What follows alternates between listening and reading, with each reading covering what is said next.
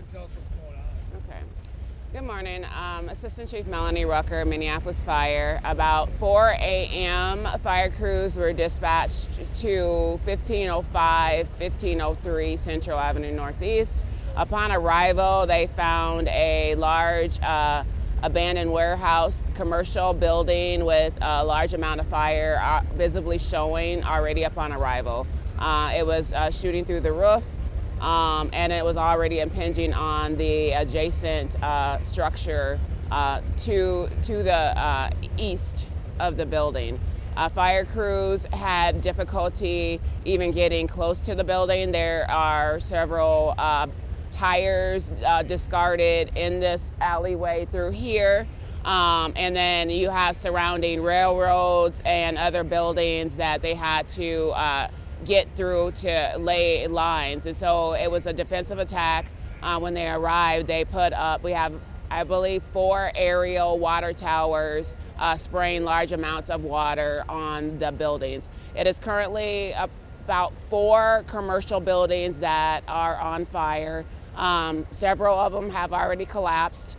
There were pending structure and collapse problems on top of the buildings. There's a water tower as well as there is a stack that were probably going to collapse as we were putting the fire out on the buildings as they were collapsing themselves. This fire, we have fire crews surrounding the building all the way to Fillmore as well as all the way to 18th. We have aerial ladders that are spraying water as well as large diameter blitz fire nozzles that are also spraying water.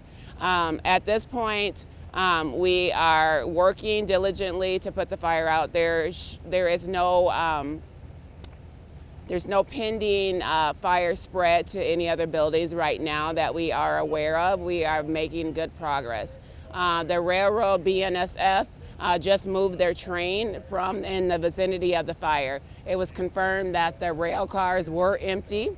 So fire crews were spraying water over the rail cars, and we have made contact with them. So as the train has now been moved off the tracks. People, apartments, anything like that? No, this is from our standpoint, it's abandoned. All the businesses, there might be a lumber business that was on the map of the location, but all the buildings were boarded up. And then the ones we were able to remove the boards when we were able to gain access to search those buildings, they were empty. There might have been some unhoused population in the area. So the buildings that we were able to search that were not fully engulfed in fire, we did so.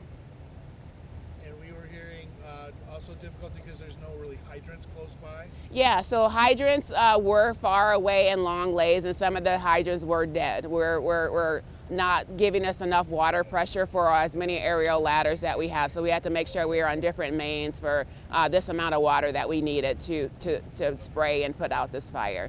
So it took us a minute to kind of get, all the aerial ladders up to spray, the aerial water towers, but we were able to do so. And no injuries to any firefighters? No injuries to firefighters or civilians at this time. And then so you're, just to be clear, contained from spreading from where it's at, but not really contained from the fire itself because it's a pretty large fire. Correct. So we will be here for several hours spraying water, trying to make sure that it does not spread to any other. So there are other abandoned commercial buildings that are adjacent to it that have not caught on fire, that we are making sure that it does not spread. And then these buildings here are operable, so we want to make sure that we contain it and not spread to the buildings that have current businesses in them. Good.